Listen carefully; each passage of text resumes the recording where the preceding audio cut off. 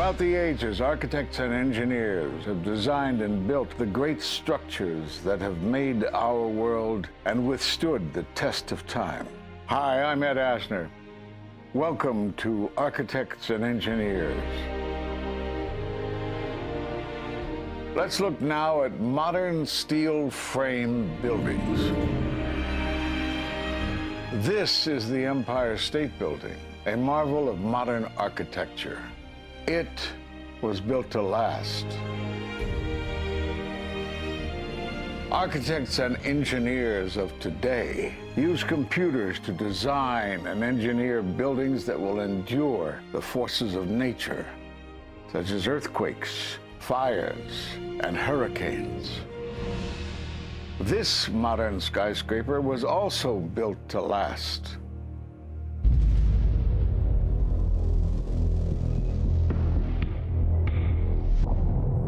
We've seen buildings completely destroyed like this before, but only when done intentionally. Danny Jowenko is the expert on this in Europe. What did he say? Dit is controlled demolition. Zeker weten. Zeker weten. Er is nagesprongen. Dit is in opdracht gebeurd. Het heeft een team gedaan van experts. Let's compare. Explosives are used to demolish buildings like this in just seconds. Okay, so it's a controlled demolition. What's the problem with that? Well, it happened on the afternoon of 9/11 at the World Trade Center. Let's just think about this. Controlled demolitions cannot be engineered and rigged in a day. It takes months. And therefore, this event must have been planned in advance. You hear that? Keep your eye on that building as they coming down. The building is about to blow up. Moving back. We are walking back. There's a building about to blow up.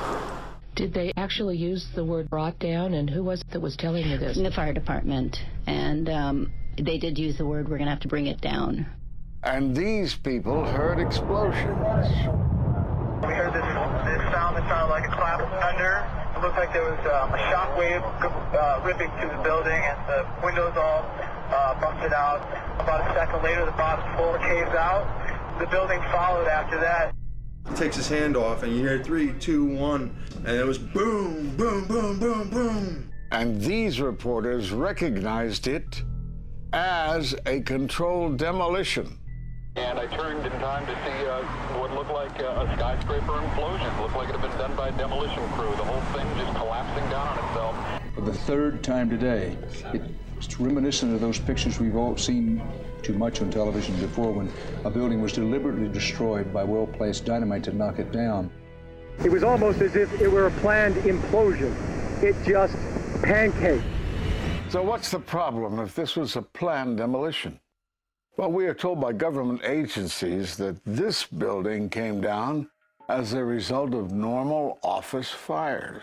The National Institute of Standards and Technology produced their final report in 2008. World Trade Center 7 collapsed because of fires fueled by office furnishings. It did not collapse from explosives or from fuel oil fires. But what do you think brought down the building? And what caught my eye is more than 1,300 architects and engineers examine the evidence about Building 7's collapse and disagree with the official report issued by the National Institute of Standards and Technology. I certainly am much more open-minded about it than I was, and it is because of the involvement of the 9/11 families and all these engineers and architects. You are about to hear from architect of 23 years, Richard Gage, AIA, member of the American Institute of Architects and founder of Architects and Engineers for 9/11 Truth. Now there are more than 1,500 architects and engineers who say that it could not have been brought down by office fires. They are backed by 9/11 family members who are calling for an independent, unbiased investigation. I'm Richard Gage. Fires have never before caused the collapse of any skyscraper. even though there are numerous examples of much hotter, larger, and longer-lasting fires in these buildings. And in the case of Building 7, the fire that NIST said started the collapse had actually burned out over an hour before. It could not have caused the collapse, as NIST claims. Yet this 47-story, modern steel-frame skyscraper, which was not hit by an airplane, collapses mostly into its own footprint like a house of cards, as fast as a bowling ball falling off the side of the building, in just under 7 seconds. Listen to the experts. Building number 7 descended in free fall for the first 100 feet, which means that there was absolutely no resistance to the descent whatsoever. NIST has admitted it went into free fall for 8 stories. And going from motionless to free fall instantly, that's a bothersome part of the puzzle because NIST never explained it.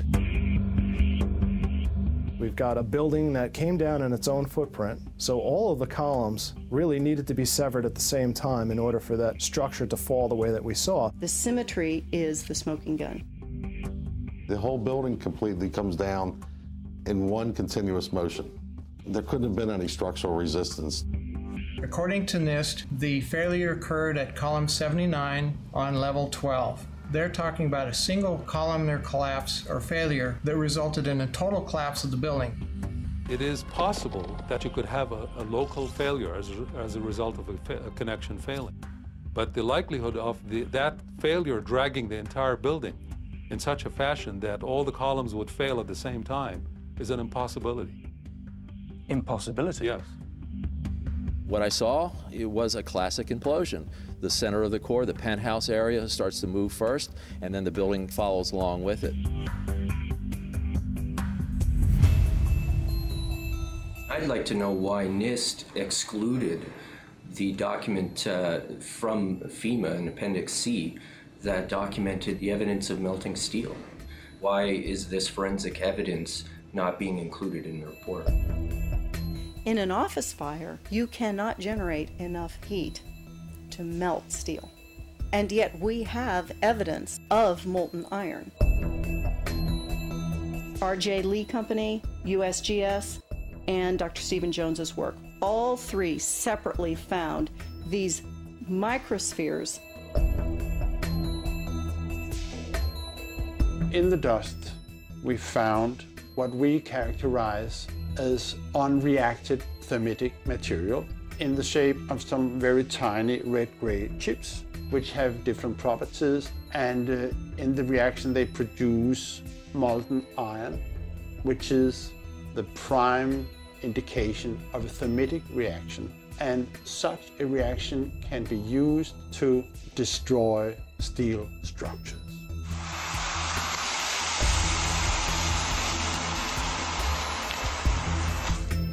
What we have found is a modern version of thermite, which we call nanothermite.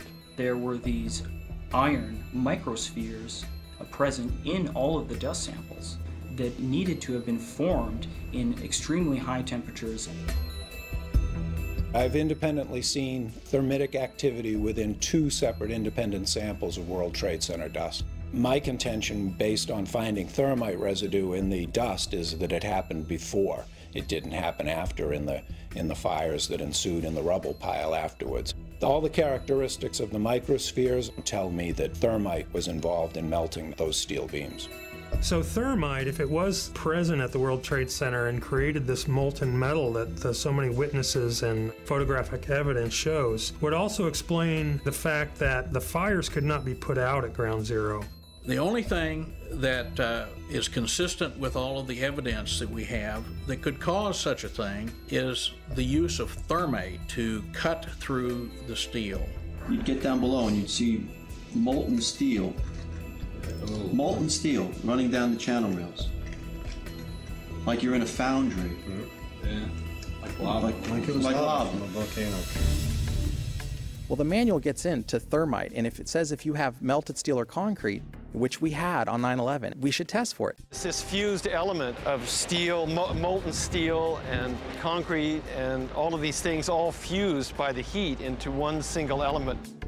We're asking for an investigation that follows national standards. There's no excuse to not test for this. If terrorists used explosives in '93, why didn't we test for them? If all these witnesses heard explosions, why aren't we testing for them? NIST concedes that they found no evidence for explosives. So then we asked them, well, did you look? And they said, no, we did not look for explosives or residues of explosives. So the preconceived notion of NIST is that there's no evidence for explosives, and so there's no point in looking. That is the most unscientific thing that you can possibly think of, not to look because you don't expect to find evidence, and in fact the evidence is overwhelming. They state these conclusions for which there's virtually no evidence, and then they ignore conclusions that can be drawn from the evidence. The Freedom of Information Act request to NIST was denied with the claim that releasing this data might jeopardize public safety. How could it possibly jeopardize public safety? The destruction of evidence was a criminal act in itself. It was already being carted away and destroyed when the FEMA investigators got there about a month after September 11th. You can't do science when you are deprived of the evidence and when your hypothesis is the least valid instead of the most likely. When the most likely hypothesis in the case of Building 7 wasn't even mentioned. This is not science. The scientific forensic evidence, ignored by NIST, but carefully reviewed by teams of technical professionals, corroborates the hypothesis of explosive-controlled demolition. We've traveled to 21 foreign countries and 32 American cities, bringing this evidence to the attention of the public. And we're backed by 9/11 family members and other concerned citizens who are calling for an independent, unbiased investigation. I'm a family member trying to find out the answers to the murder of 3,000 plus people. The bottom line is that it needs to be investigated properly. Please look at architects and engineers. People all around the world, scientists all around the world are questioning this. And there's some deep, deep explaining to do. It took some kind of consciousness raising on my part before I was willing to look at the possibilities. And really, you need to go where the evidence leads. As an engineer, and I have 3 degrees in engineering, I signed that petition for architects and engineers for 9/11 Truth some time ago because the American people absolutely need the truth of 9/11. Look at the evidence. In fact, I'll say this very categorically. Any reasonable person who looks at the evidence that's been brought forward has got to come away with the feeling that something has to be done, a real investigation has to be put forward. We will never heal. This country will never, ever, ever forget that day. We have to demand a new investigation. I want justice here. The country owns this. We were all victims. You all should want answers. It's not just ours, not just mine. We all lost something that day. It's distressing for everyone to come to terms with this evidence. But we must pursue the truth wherever it leads. Look at the evidence and decide for yourself.